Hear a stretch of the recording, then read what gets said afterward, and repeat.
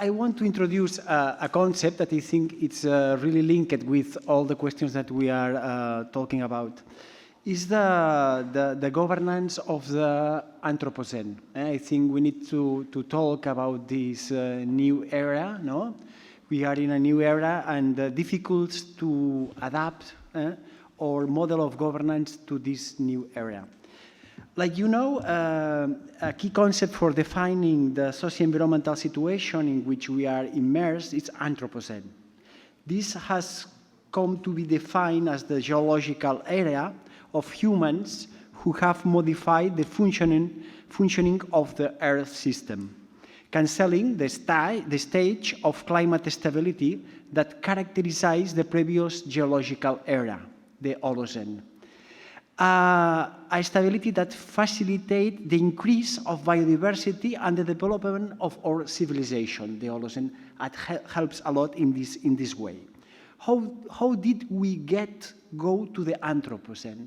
How did we end the Holocene? This will undoubtedly require a long explanation and the introduction and assessment of different factors. But there are two central elements, I think. One is the technological and industrial development, and the other, very important, is the logic of economic growth. So the capacity to modify the planet and the will to do so in order to accumulate more and more goods and capital.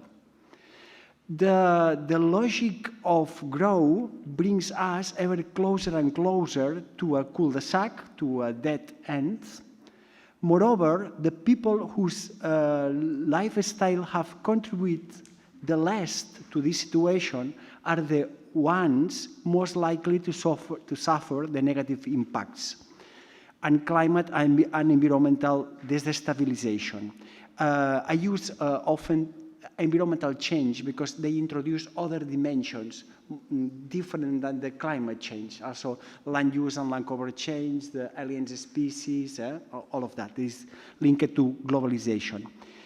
Well, they have fewer possibilities and less capability to adapt to the new environmental context. In short, they are what are known as less resilient people and communities. In other words, they are more vulnerable in a context of climate and environmental change. But it is even more important and urgent to talk about the governance of the Anthropocene. Or rather, we are enabled to change the way of the planet, because just after the COP21 in Paris in 2015, where it was agreed to the limit of global warming to below 2 degrees Celsius and preferably 1.5 compared to the pre-industrial levels, we already knew that the agreement will be not accomplished. Because we lost hope years after 1992 in a Rio Earth Summit, the time of great expectations, but also of great failures. In fact, after 1992, we have lost biodiversity faster than ever. Before, and half of the carbon dioxide emissions concentrated in the atmosphere have been emitted precisely between 1992 to 2022. Moreover, unfortunately, they continue to grow progressively, non-stop.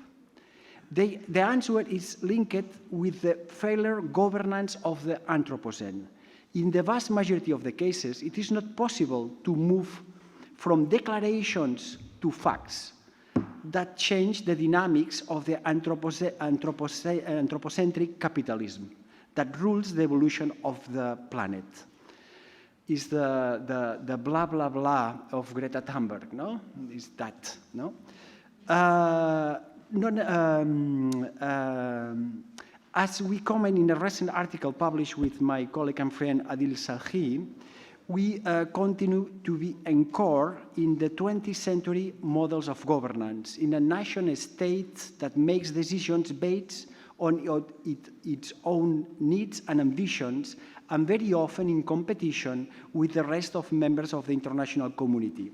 There are and almost infinite numbers of examples that illustrates this form of governance we must overcome and which is so deeply rooted in the framework of the classical geopolitics. Now, however, we are facing a challenge of the 21st century, a scenario unprecedented in the history of our species and those that accompany us. A challenge that does not understand borders of competition between countries. The geopolitical model of the past are no longer useful to face the new changing reality. Competition must be given way to cooperation, multilateral decisions, and broad international consensus. We are therefore faced with the need of a true paradigm shift. However, the increase in social, economic, political, and especially right now, energy tensions is unfortunately leading us in the opposite direction. On the other hand, we must also be aware in the current scenario of accelerating climate and environmental change. Difficulties are increasing with each passing day. The increase in social, economic, and political tensions also derived from the process of socio-environmental degradation are powerful centrifugal forces that further complicate regional and global cooperation. The Mediterranean, we are working with a deal in the Mediterranean, around is precisely an example and a perfect laboratory to prove it. The French sociologist Edgar Morin spoke already in the 19th of the last century of the need to make planetary consciousness of flourish in his book explicitly entitled Homeland Earth, a manifesto for the new millennium. An awareness that can only flourish through dialogue, a sincere, open, and honest interchange in all the levels, from academic dialogue to interreligious dialogue, to any other type to talk that facilitates reciprocal understanding and active collaboration. That is to say, to support and promote this paradigm shift, also pushing economic and political leaders to make possible a new model of relationships among humans and with the rest of living beings on a post-capitalist and post-anthropocentric basis.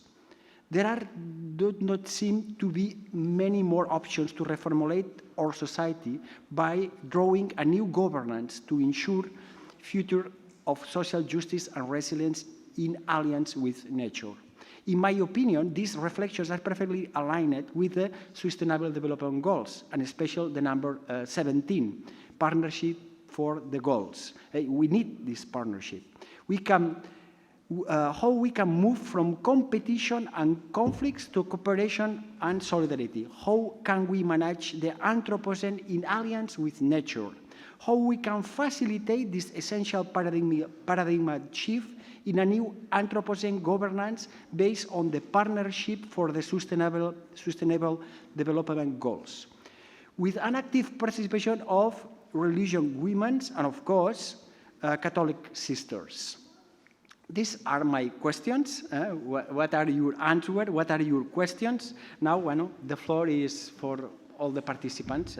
Thank you so much.